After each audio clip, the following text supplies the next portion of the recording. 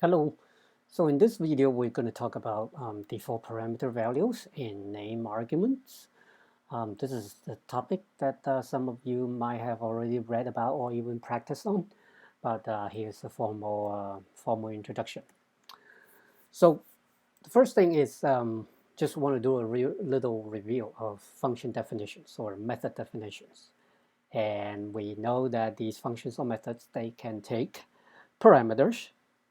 Okay, in the way we've been using these parameters, the way we've been defining them, they are called positional parameters. They call positional parameters because their position matters. So in this example, I have a greet function, takes two parameters. First one is who, second one is the message. And then it will just print out the message first, So if the message is good morning, it will say good morning, comma, and whoever the name is. So if I do this, if I print, Eric, good morning, when I run it, it will print out good morning, the greeting, the message first, and then who, good morning, Eric, right? So if I switch to two, it will make a difference, right? Because now good morning gets bind to who, and Eric gets bound to a message. And so I'll print out the message first, I'll print out Eric first, and then good morning. So let me run that, and yeah, that's exactly what you should expect.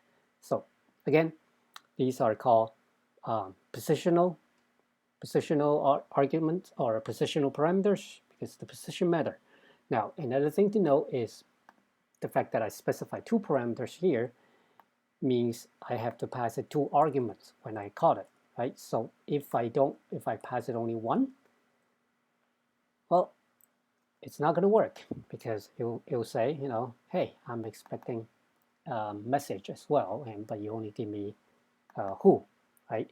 Well, you cannot have too few and you cannot have too many, right? Because this is the third argument, but we only take two parameters, so that would also crash the program.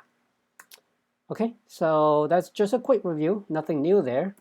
Now, I'm going to take just switching gear very, very slightly. I want to ask you this question: that when we use print all the time, right? That's the very first Python code or statement that we learned.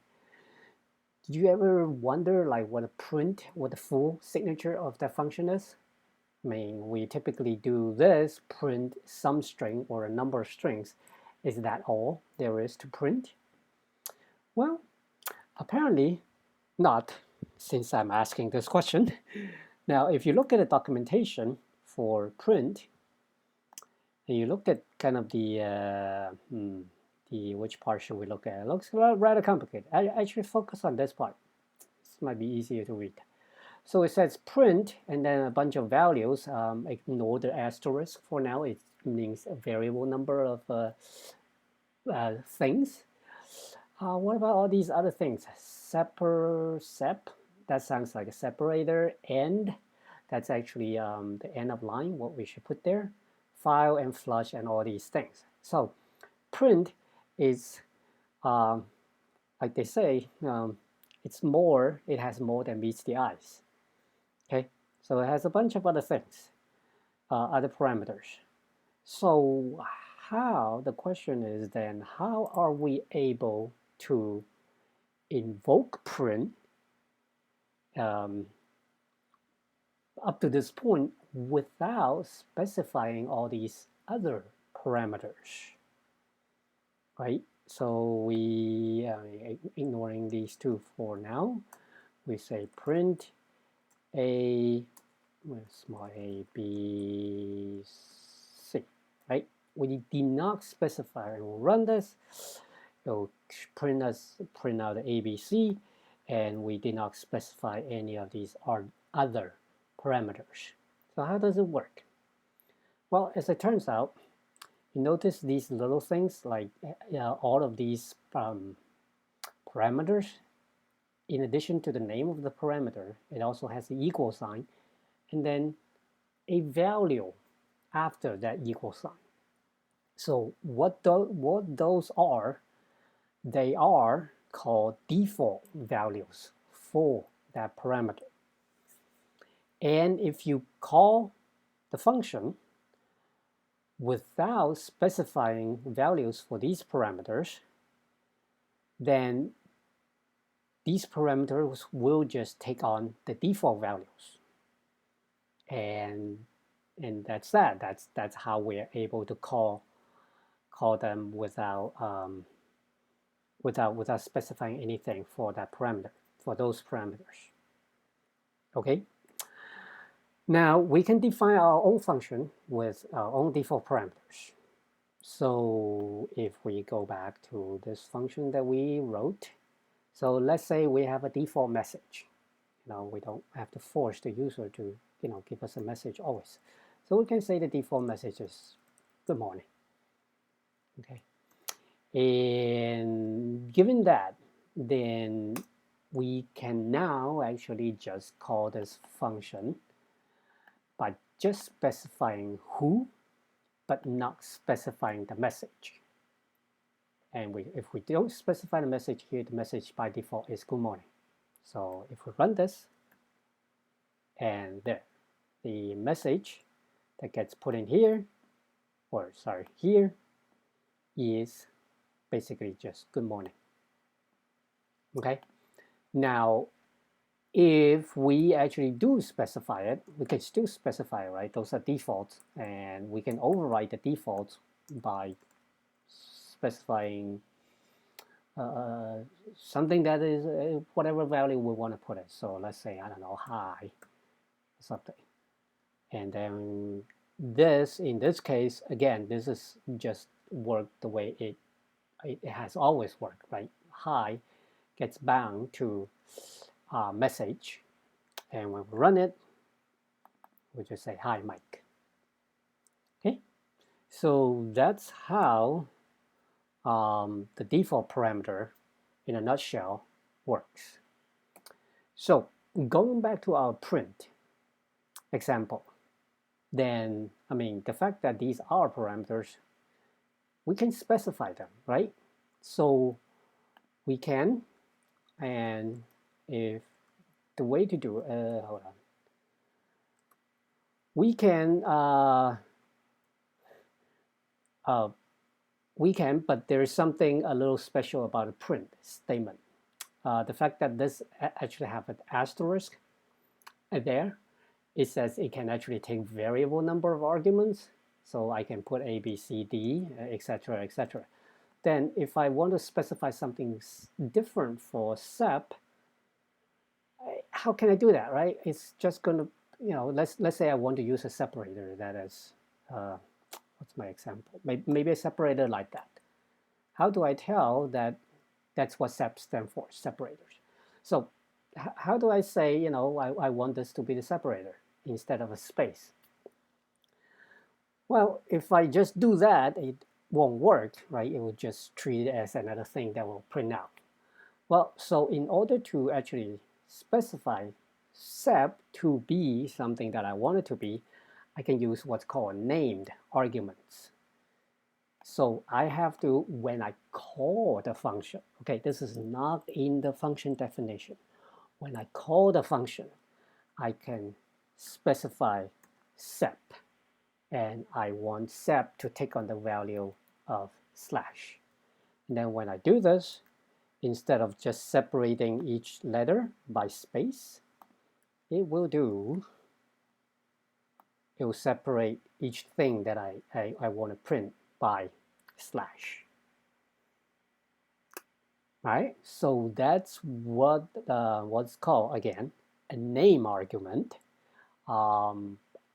Actually, more often, I think it's referred to as keyword arguments, because this is a key and a value. Right? So that's why it's called keyword arguments. I kind of don't like that name because keyword means something else. In Python, the keyword for, while, those are the keywords. But anyway, this is keyword argument is probably more used more often, but I just like to call them name arguments. Anyway, So one more thing is, okay, well, we can also specify a different value for n. So n is typically a /n. That means a new line. But I can also give it something else. I don't know what makes sense. I'm going to give it, let's say that. You put that at the end, and you print that, and that's what gets put at the end, basically. All right. One more thing that's interesting about these, once you start using the name arguments, the fact that it's you give it a name, it's very clear that we mean sep here, and it's very clear this thing we mean the end parameter, right? And because it's so clear what they are, what these values are, should be bound to, what parameter these values should be bound to, it really doesn't, the position really doesn't matter anymore. So I can actually take this thing and put it in front of sep, and it will work exactly the same way. So once you use keyword arguments or name arguments, you can use them out of order. Positions don't matter, unlike the positional parameters that we used to use. Okay. And obviously we can do this for our own function. So here, well, I guess let me actually use this as an example. So we can obviously say, let's go back to what we had before first. I can say, Eric, good morning, and I can use keywords. I can always put, the name of the parameter in front of it. Once I start doing that, though, everything after the first name parameter must be name parameters. As you notice, when I just make the first one, a name parameter, this is not a name parameter. It's not happy. So, and yes, it calls it keyword argument. So once I use a keyword argument, I have to use keyword argument for the rest of the arguments. So, and like I said, the order doesn't matter. So I can, as long as I call this good morning as the message, and then who,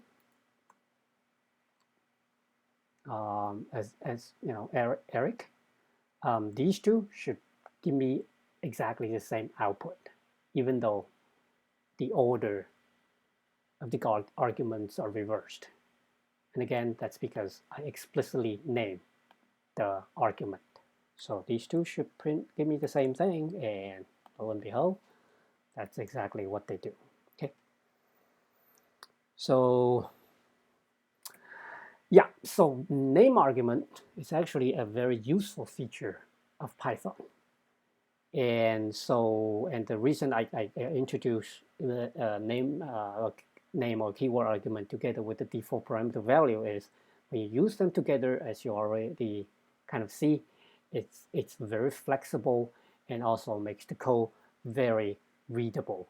And the reason I say it's readable is that it's very clear, right? If we look at the way we call this greet, we know exactly what Eric means. It means the person, right? Who, and also we know exactly what good morning is because good morning is the message.